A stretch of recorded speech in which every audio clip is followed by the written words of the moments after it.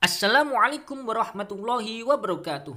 Anak-anak yang hebat dan solih-solihah, dalam video pembelajaran materi sejarah kebudayaan Islam atau SKI kelas 4 kali ini, kita akan membahas tentang dakwah Nabi Muhammad SAW secara terbuka atau terang-terangan. Setelah 3 tahun Nabi Muhammad SAW berdakwah secara sembunyi-sembunyi yang dipusatkan di rumah Arqam bin Abil Arqam, maka pada tahun keempat kenabian Nabi Muhammad SAW turunlah perintah Allah agar beliau melakukan dakwah secara terbuka atau terang-terangan. Hal ini ditandai dengan turunnya Quran surat Al-Hijr ayat 94 yang berbunyi fasta' bima tu'maru wa a'rid 'anil musyrikin, yang artinya maka sampaikanlah Muhammad secara terang-terangan segala apa yang diperintahkan kepadamu dan berpalinglah dari orang yang musyrik. Adapun langkah pertama dalam berdakwah secara terbuka adalah mengumpulkan masyarakat kota Mekah di Bukit Sofa. Warga kota Mekah dengan senang hati memenuhi undangan tersebut karena orang Mekah mengetahui bahwa Muhammad itu dikenal sebagai orang yang sangat dipercaya dan dihormati serta tidak pernah berdusta. Setelah semua berkumpul, kemudian Nabi Muhammad bertanya kepada penduduk Mekah, "Bagaimana menurut pendapat kalian jika aku memberi kabar bahwa ada seekor kuda yang keluar dari dalam gunung ini, kemudian menyerang kalian semuanya? Apakah kalian percaya?" Semua yang hadir menjawab, "Ya, saya percaya. Kami tidak pernah mengetahui engkau berdusta satu kali pun." Kemudian Nabi Muhammad SAW berkata di hadapan warga Mekah, di antaranya tentang yang pertama, peringatan dan ancaman Allah bagi orang yang tidak beramal soleh dan tidak mengimani hari kebangkitan, surga dan neraka. Yang kedua, pada hari kiamat tidak ada yang dapat memberikan pertolongan kecuali amal perbuatan manusia sendiri. Yang ketiga, permohonan kepada keluarga dan warga supaya dapat membantu dan memelihara agama Islam. Namun apa yang terjadi? Belum selesai Nabi Muhammad SAW berbicara, Abu Lahab berteriak dan sangat marah memotong ucapan Nabi Muhammad. Bersamaan dengan itu pula Abu Lahab melempar Nabi Muhammad dengan batu. Akhirnya pertemuan itu berakhir dengan kekacauan.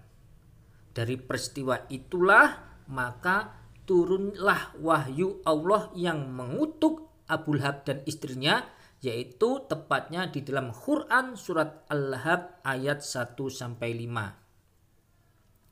Secara umum, masyarakat Mekah itu kebanyakan menolak ajaran Nabi Muhammad SAW. Bahkan mereka menentangnya dan berusaha keras untuk menghentikannya.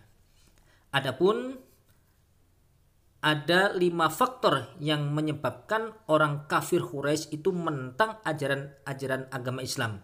Di antaranya yang pertama, tidak dapat membedakan antara kenabian dan kekuasaan. Yang kedua, hilangnya kasta atau status sosial bangsawan dan budak. Yang ketiga, tidak mempercayai tentang hari kebangkitan dan pembalasan di akhirat nanti.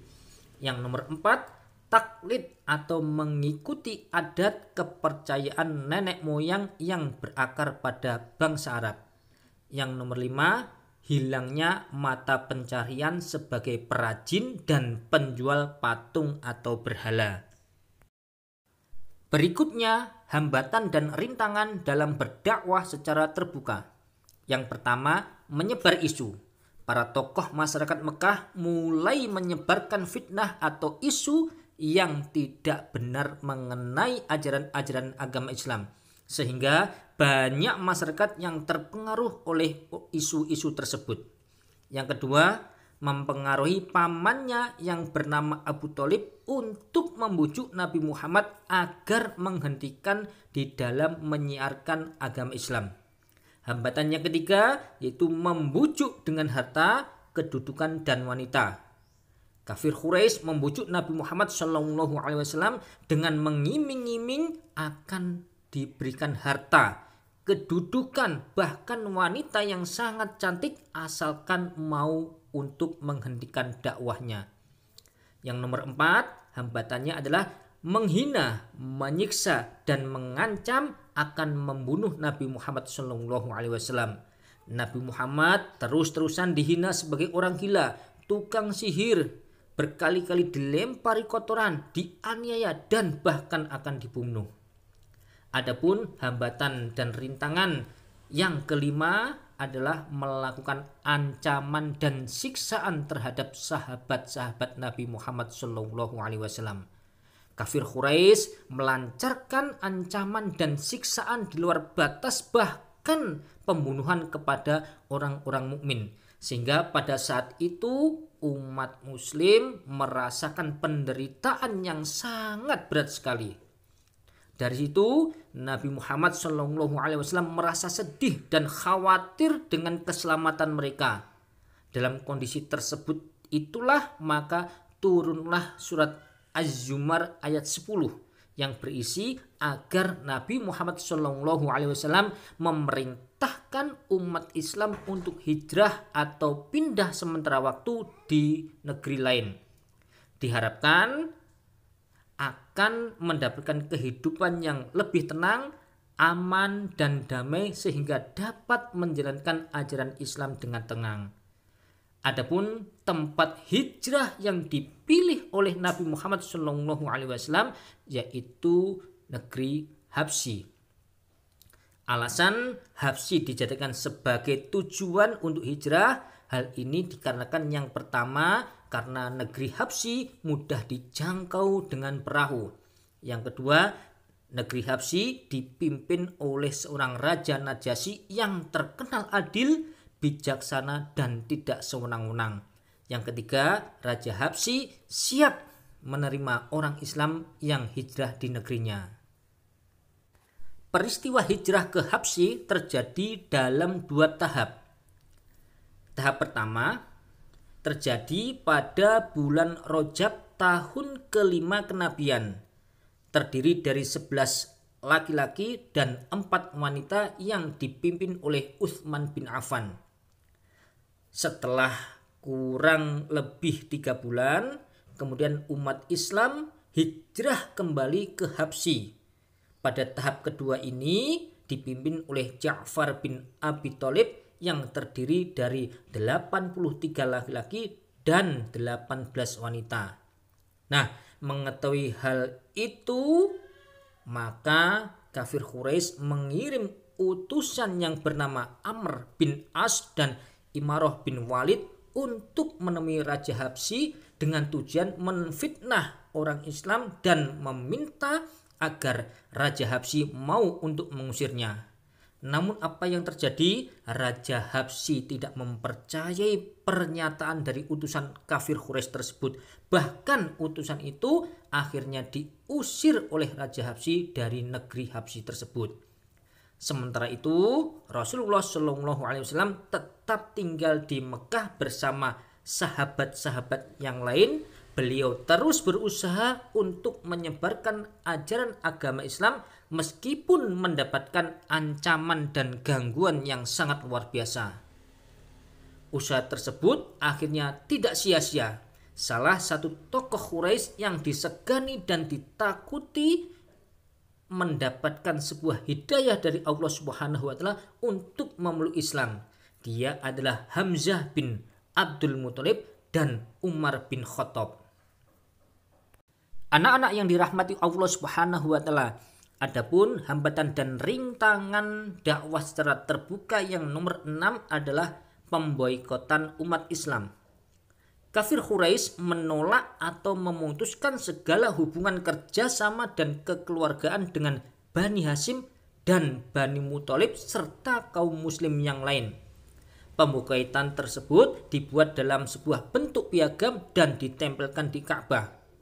Dengan pemboikotan ini, semua orang Islam kemudian mengungsi di sebuah lembah pinggir kota Mekah dalam keadaan kekurangan, miskin, kelaparan, dan kesengsaraan. Sehingga dari beberapa orang kaum Quraisy merasa sedih dan kasihan. Untuk itu, secara diam-diam, sebagian orang Quraisy mengirim kebutuhan di malam hari. Nah, pemboikatan ini berlangsung kurang lebih selama 3 tahun yang dimulai pada bulan Muharram tahun ke-7 kenabian Nabi Muhammad SAW bertepatan dengan tahun 616 Masehi. Pemboikatan tersebut itu baru terhenti dan tidak berlaku setelah pemboikotan itu hancur dimakan rayap. Selain itu, beberapa pimpinan Quraisy menyadari apa yang dilakukan sesungguhnya itu merupakan tindakan yang sangat keterlaluan. Adapun isi piagam pemboikotan itu diantaranya yang pertama, barang siapa yang membantu orang Islam maka dianggap sebagai kelompoknya dan diputus hubungannya. Yang kedua, tidak menikah atau menikahkan dari orang Islam. Nomor 3, tidak boleh jual beli dengan orang Islam. Nomor 4, tidak berbicara dan menengok orang Islam. Serta yang kelima, tidak menerima permintaan damai kecuali menyerahkan Muhammad untuk dibunuh. Anak-anak yang dirahmati Allah Subhanahu wa taala, demikianlah tadi pembahasan tentang dakwah Nabi Muhammad secara terbuka. Meskipun hambatan dan rintangan yang dirasakan oleh Nabi Muhammad dan para sahabatnya itu sangat besar sekali, namun perjuangan dalam menegakkan kebenaran dan menyiarkan nilai-nilai keislaman tetap tidak surut. Bahkan sudah menyadari hal-hal tersebut merupakan sebuah resiko yang harus dihadapi. Nabi Muhammad dan para sahabatnya menghadapi dengan keteguhan jiwa, kesabaran, dan tawakal. Terima kasih atas perhatiannya. Wassalamualaikum warahmatullahi wabarakatuh.